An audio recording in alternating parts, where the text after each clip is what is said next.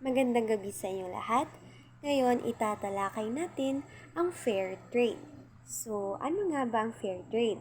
Ito po ay isang kilusan at sistema ng kalakalan na nagalayong tiyakin na ang mga produkto tulad po ng mga kape, tsaa, tsokolate, handicrafts, at iba pa po ay nabibili at naibibenta sa makatarungan at patas na paraan. So, ibig sabihin, ay unang-una po nito ay ang sahod. So, dito po ay tinitiyak na ang mga magsasaka at manggagawa po ay lalo na sa mga mahihirap po na bansa ay at tumatanggap po ng tamang kabayaran para po sa kanilang produkto o serbisyo. So, pangalawa naman po ay ang pantay na kalakalan. So, dito po ay pinapakita ang patas na patas po na ugnayan sa pagitan po ng mga producer o gumagawa at consumer naman po yung mga bumibili. So, dito po para iwas sa pagsasamantala. So, sa ating pangatlo naman po ay ang sustainable practices. So, dito po ay pinapakita o dito po ay hinihikayat ang paggamit ng makakalikasan at pangmatagalang paraan ng produksyon. At ang pang-apat naman po ay yung proteksyon sa karapatan ng mga manggagawa. So, dito po ay sinusulong ang maayos na kondisyon sa paggawa at ipinagbabawal ang mga child labor at forced labor. At panghuli naman po ay ang pagpapaunlad ng ating komunidad. So, ito po yung bahagi ng kinikita mula sa fair trade na kung saan ay ginagamit po para sa edukasyon, kalusugan, at iba pang pangangailangan po ng lokal na komunidad. So, sa madaling salita po, ang fair trade ay hindi lang po basta negosyo, kundi po isa itong paraan para gawing mas patas at makatao ang pandaigdigang kalakalan.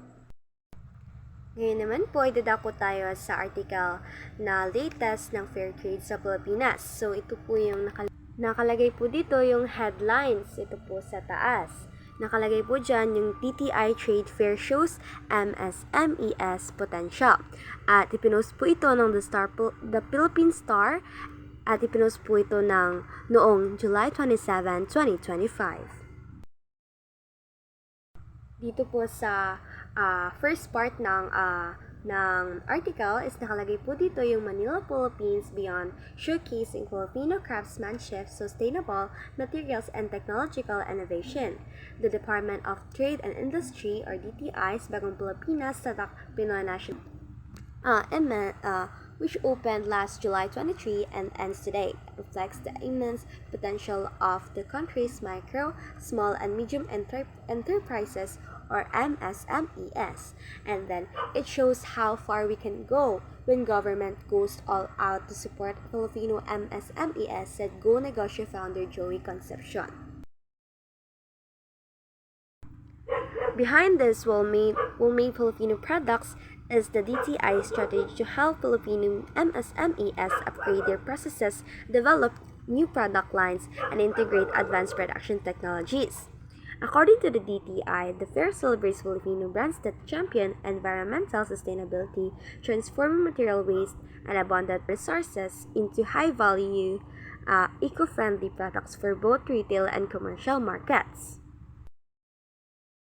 And the last part of the article It aligns with the objectives of the Tatak Pinoy Act and the Tatak Pinoy Strategy Program or TPSP of supporting a greener and more inclusive Philippine economy.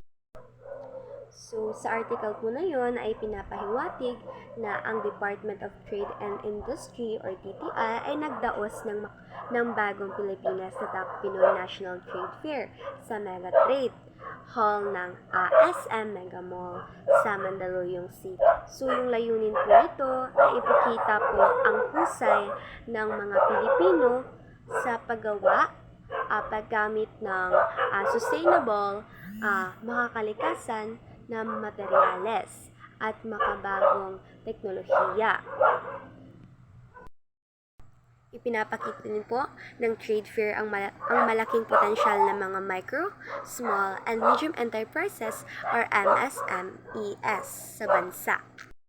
And sabi din po ni Joey Concepcion, Go Negosyo founder, malayo daw ang mararating ng mga MSMEs kung buong suporta ang ibibigay ng gobyerno. Wherein, tinutulungan po ng DTI ang mga MSMEs na i-upgrade ang kanilang proseso, gumawa ng bagong produkto at gumamit ng modernong mga teknolohiya. Layunin nitong hikayatin ang MSMEs na lumikha ng magagandang produkto mula sa lokal na materyales at maging mas produktibo. Yun lamang po at maraming salamat.